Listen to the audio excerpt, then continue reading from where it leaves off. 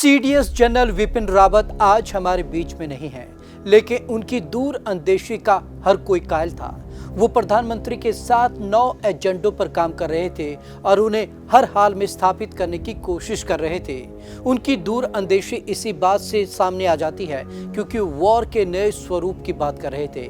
इस दौरान उन्होंने बिम्स्टेक देशों से जैविक हमले से आगाह रहने का एक किस्म से कहें तो अलर्ट दिया था।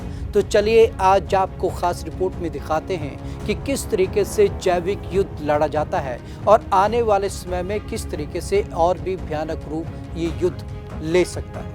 क्या है जैविक युद्ध?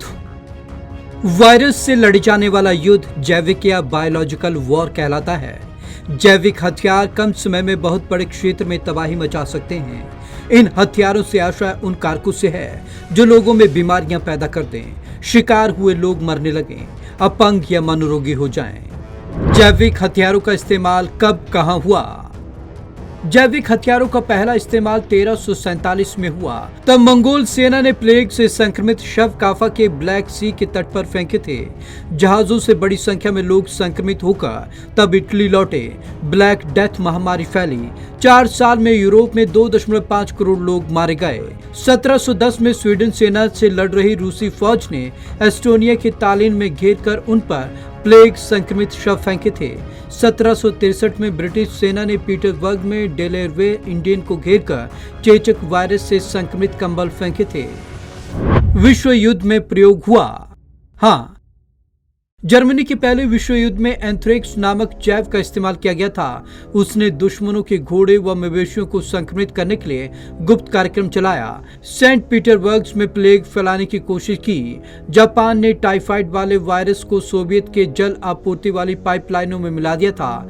ये पहला युद्ध था जब दोनों पक्षों ने जैव हथियार प्रयोग में लाए। जैविक युद्ध रोकने के लिए दुनिया ने क्या प्रयास किए? विश्व युद्ध में जैविक हथियारों के इस्तेमाल के बाद अधिकांश देशों ने इन पर रोक लगाने के लिए जिनेवा प्रोटोकॉल पर हस्ताक्षर किए। 1972 में बायोलॉजिकल वेपन्स कन्वेंशन हुआ। ये 1975 में लागू हो गया। क्या भारत ने ऐसे जैविक हथियार विकसित किए?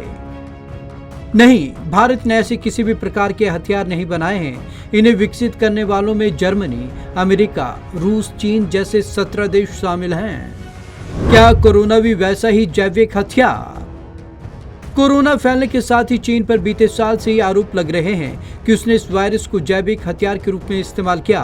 हालांकि इसकी आज तक पुष्टि नहीं हो सकी है। Bureau report, Punjab Kesari TV. अमेरिकी रक्षा विभाग पेंटागन की एक रिपोर्ट कहती है कि चीन लगातार बायोलॉजिकल वेपन्स पर काम कर रहा है। उनकी सेना भी अलग अलग टॉक्सिन्स पर काम कर रही है और उसका दोहरा इस्तेमाल करती है। तो अमेरिका जो संशय जता रहा है उसके दोहरे उपयोग पर जता रहा है और ख़ास तौर पर अलर्ट एक किस्म का दिया जा रहा है कि चीन कहीं ना कहीं गंभीर परिस्थितियों की ओर बढ़ता दिख रहा है। तो आज की इस खास रिपोर्ट में बस इतना ही। विवेक शर्मा को दीजिए इजाज़त। नमस्कार।